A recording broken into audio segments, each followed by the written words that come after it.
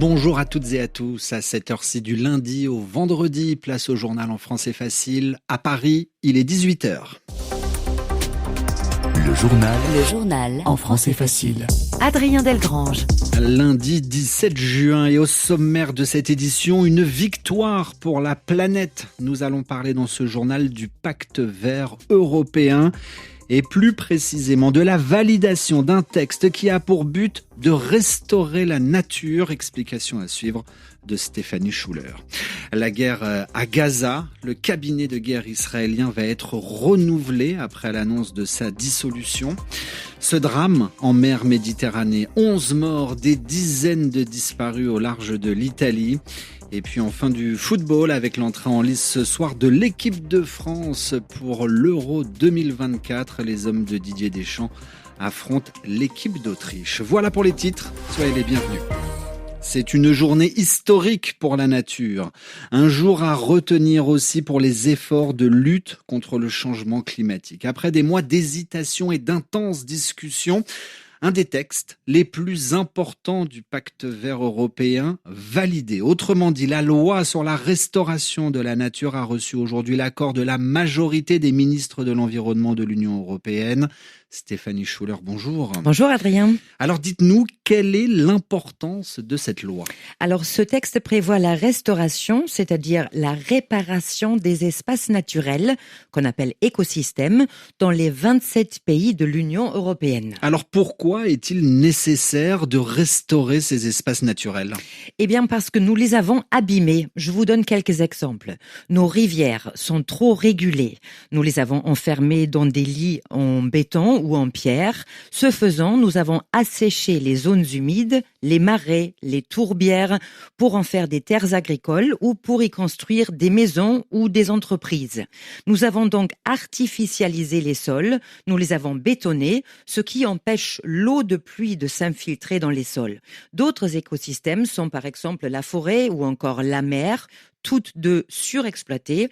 Aujourd'hui, on estime que 80% des habitats naturels de l'Union européenne sont en mauvais, voire en très mauvais état. Et cela, Stéphanie, a de nombreuses conséquences. Oui, tout d'abord, l'effondrement de la biodiversité, bien sûr. Le mauvais état de la nature nous rend aussi beaucoup plus vulnérables face aux effets du changement climatique, comme les pluies extrêmes, par exemple. La lutte contre le réchauffement climatique ne peut pas se faire sans la nature. C'est ce qu'explique Faustine Bas-de-Fossé, directrice Nature, Santé, Environnement au Bureau européen de l'environnement à Bruxelles. Les prairies permettent de capter le CO2, donc d'atténuer le réchauffement climatique. Et en même temps, de protéger les zones humides permet d'être plus résilient face au réchauffement climatique, d'éviter des inondations notamment. Ça permet de faire des zones tampons, mais aussi de rafraîchir l'atmosphère en sachant que on sera de plus en plus confronté à des vagues de chaleur.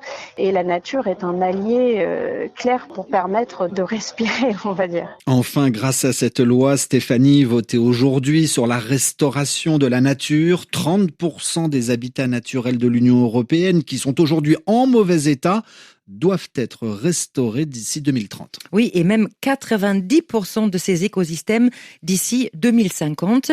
Cette loi définit donc des objectifs qui sont juridiquement contraignants. C'est une première mondiale, Adrien, et c'est pourquoi ce texte est d'ores et déjà qualifié d'historique. Merci Stéphanie. Stéphanie Schuller dans votre journal en français facile, RFI à Paris, 18h04. Le journal en français facile. Vladimir Poutine doit arriver en Corée du Nord demain. Le président russe accueilli demain soir par Kim Jong-un, le dirigeant nord-coréen. Les deux hommes signeront des documents importants, nous dit-on, sans plus de précision. À l'heure actuelle, la guerre à Gaza, Israël a mené aujourd'hui des bombardements sur le nord de la bande de Gaza. Des témoins font état d'explosions dans le sud de l'enclave, mais la situation y est relativement plus calme après l'annonce hier par l'armée israélienne d'une pause dans le secteur sud de la bande de Gaza. En Israël, le cabinet de guerre va être renouvelé. Benyamin Netanyahou, l'actuel premier ministre israélien, a annoncé sa dissolution. Alors le cabinet de guerre, c'est l'organe de décision israélienne pour mener la guerre contre le Hamas. Oriane Verdier, bonjour. Bonjour. Une décision qui viendrait aussi du départ de l'ancien ministre centriste Benny Gantz il y a une semaine. Oui, la cellule avait été formée au début de l'offensive israélienne, juste après donc l'attaque du Hamas du 7 octobre. Benny Gantz, le principal opposant de Benyamin Netanyahou, avait alors rejoint l'équipe de décision formée de 6 personnes au nom de l'unité nationale. Il l'a quitté il y a une semaine, critiquant le manque de stratégie pour la guerre, mais surtout pour l'après-guerre du Premier ministre israélien.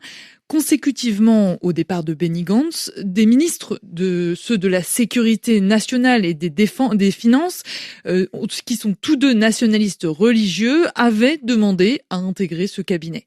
Cela n'aura donc pas lieu et Benyamin Netanyahou devrait maintenant prendre des décisions en comité réduit, avec notamment le ministre de la Défense, Yoav Gallant, et le ministre des Affaires stratégiques, Ron Dermer.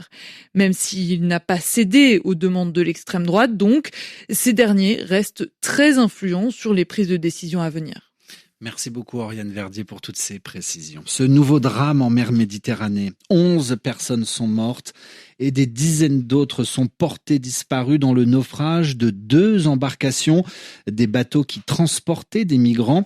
L'un de ces naufrages au large de l'île italienne de Lampedusa, le navire humanitaire Nadir a porté secours à des dizaines de personnes. Écoutez le récit de Stéphane Siffert de l'ONG allemande Rescue Ship qui finance les opérations du Nadir.